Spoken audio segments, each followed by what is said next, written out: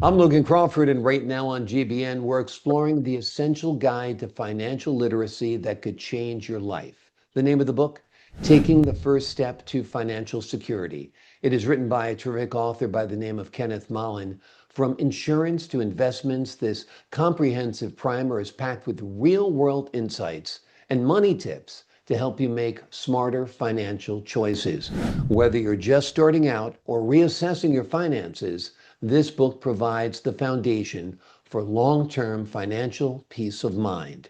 We're delighted to have this very talented author join us here today. We thank the team at Atticus Publishing for helping us put him on TV today. And we ask viewers like you to support authors like him by subscribing to our channel and by purchasing his amazing book. The links are below the interview. Ken, thank you so much for joining me here today. Thank you for having me.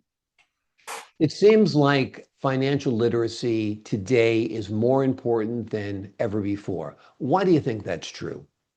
Um, the world is more complicated than it was before. Mm. We used to do businesses with a handshake. That seems not to be possible anymore. And our finances at the time were more simpler. We'd go to the grocery store, we'd make a transaction, and that was it. We felt comfortable with dealing with the banks, and we needed to go to a loan. We talk to our local banker, and he'd sit down with us and take the time and go through it with us. And whereas the world is such more fast paced that we don't take the time to spend with the people to help them understand the financial problems that they lay ahead of them. And that's what the purpose of the book is, to simplify the things that's complex and make it easy to understand. Absolutely, and it does a great job at that. And then secondly, we also see that this isn't being taught in our schools. Now, that's probably the biggest area that I see that when it comes to personal finance, I know when I was going to school, that was one of the things that we taught: how to balance a checkbook, how to manage our money. And that is not being done, and we're getting away from that. No one has checkbooks anymore, but they have credit card, they have debit cards, which operate the same way, but no one records it in their check register. Exactly. Yeah. Personal checks, they're a thing of the past. Even commercial checks seems like it's all directly deposited nowadays. So we're getting more towards a paperless, cashless society, which has a lot of negatives as well. Let's talk about the biggest mistake people make with their personal finances. What is that? Is it perhaps using credit cards too much? What do you think it is? I think it's a combination. I think one, it's not due diligence. I think part of it is just not taking the time to understand the just the basics of money management, the basic of different rules and we live by. The benefit of Rule 72 and or compounding money, when you put money into an account, and how it can grow over a period of time by compounding. And then to understand that same compounding that works for you works against you when you have a credit card. When you sit there and have a 19% interest rate on your credit card, and you're making your $40 a month minimum payment, you're never going to pay off that debt at that rate. And so, but the interest keeps compounding on itself. So what you thought you owned, you only owned a couple $100, only automatically balloons into several $1,000s. And I think that's what a lot of people don't understand. They think credit is so easily attainable. They don't understand the ramifications of overusing it or abusing it. Yeah, absolutely. Credit cards can be a sandpit. They should be avoided. Pay off your balance each month, or you will pay dearly with Absolutely. exorbitant. Yeah. Absolutely. Yeah. But Let's talk a little bit about the importance of insurance when it comes to financial planning. so when it comes to insurance, I think you need protection, and no one knows what the future is going to be. So the insurance is just what it is. It gives you the safety net for when something unexpected comes in, and whether it be life insurance, or would it be automobile insurance or health insurance, or just business insurance. the cost to having the for a premium is insignificant as to what the coverage that you're going to obtain by using it. So in the case of if you're out and you have a vehicle accident, I mean, it's nothing for you being in a vehicle accident and injuring somebody, and that injury could cost them not only their life, but if even worse, put them in, in a situation where they're paraplegic, where you're paying for their care for the years and years and years, and their cost to for their injuries will surpass any kind of income that you may have in your lifetime. And so insurance is a way to protect yourself from that possibility that may hopefully never happens, but that's why you take out insurance. On life insurance, you don't know what tomorrow is going to bring, and you still want to have the insurance available so that your family's protected in the event that you're not there. And then the same would go for health insurance too. On life insurance, I'm a firm believer when you're young to get term insurance rather than whole life. And then as you get older and secure more assets, then I think it's imperative for you to take a look at whole life products. They serve a different purpose. Their whole purpose is to protect your assets and wealth that you've attained. And the term insurance, when you have it, is to rent insurance to protect you in event of unforeseen death, and you want to protect your family's well-being.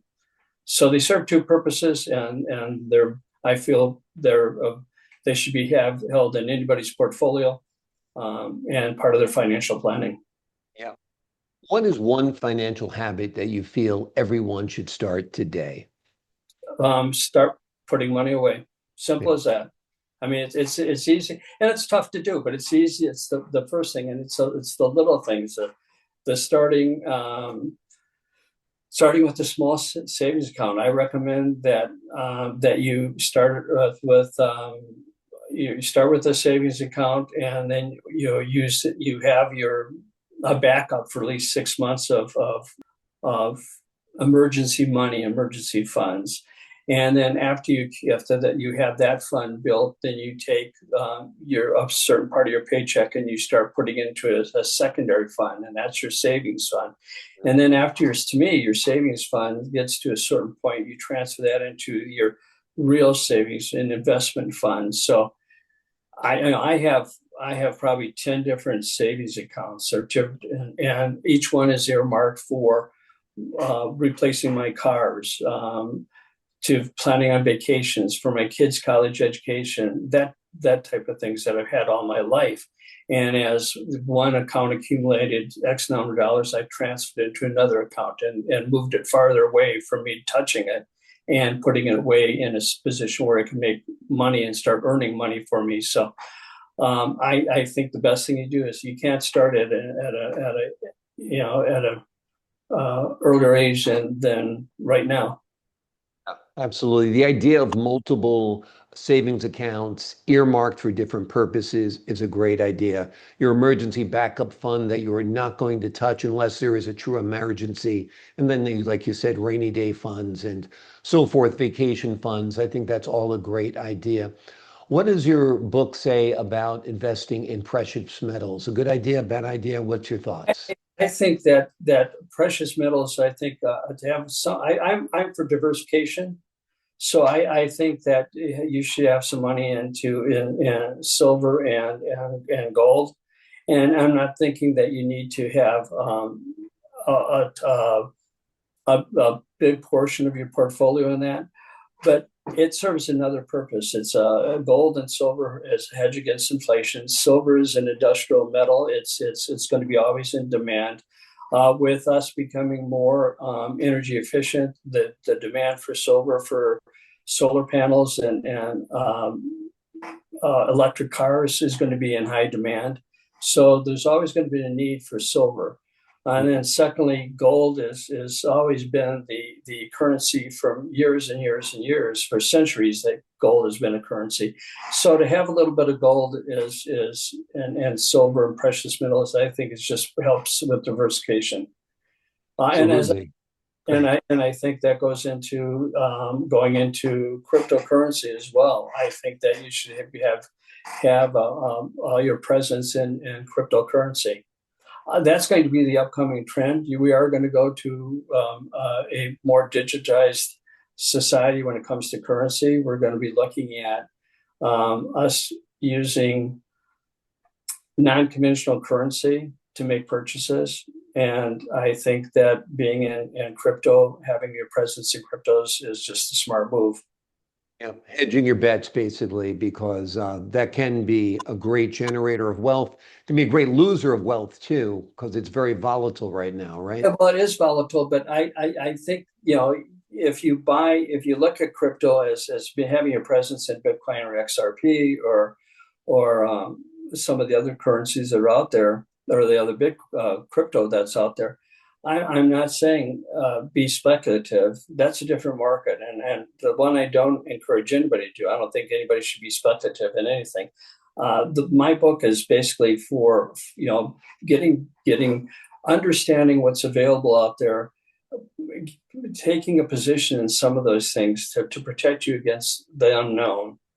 And but the book isn't written with the idea of that you read the book and you're going to go out there and become a millionaire. The book is not intended that. We're looking at getting you the basic financial tools to prevent the pitfalls that you have in everyday life, and how to understand a contract, how to understand your insurance policy, and understand that insurance policy is multifaceted and it's laced with 8 or 9 different contracts that are in it, and each one can do something for you if you know how to understand it.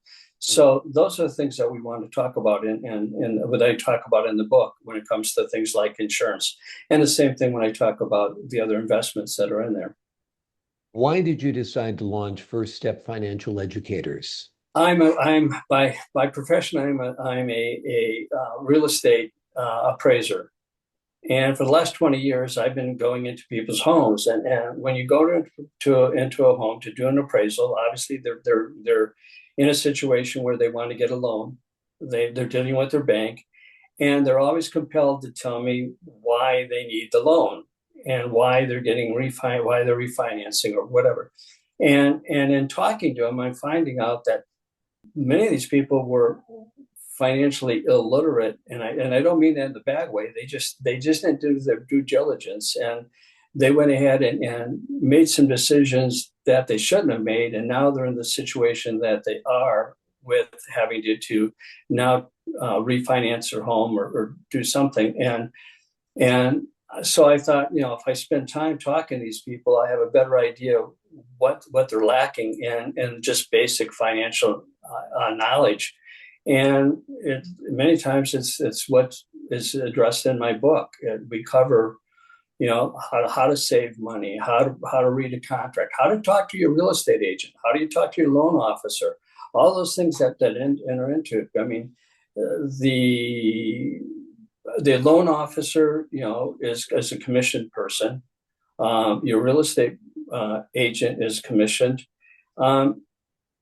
They may not have your best interest at heart, and so you need to understand what the process is and how to protect yourself. And so we address that in the book. Wonderful. It is a terrific book. It's a game changer.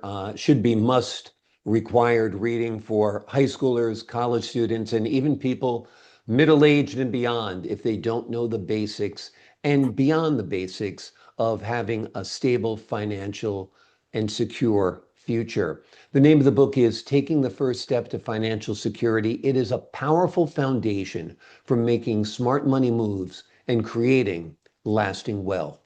Ken, thank you so much for joining me here today. I appreciate the opportunity. It was a pleasure meeting you.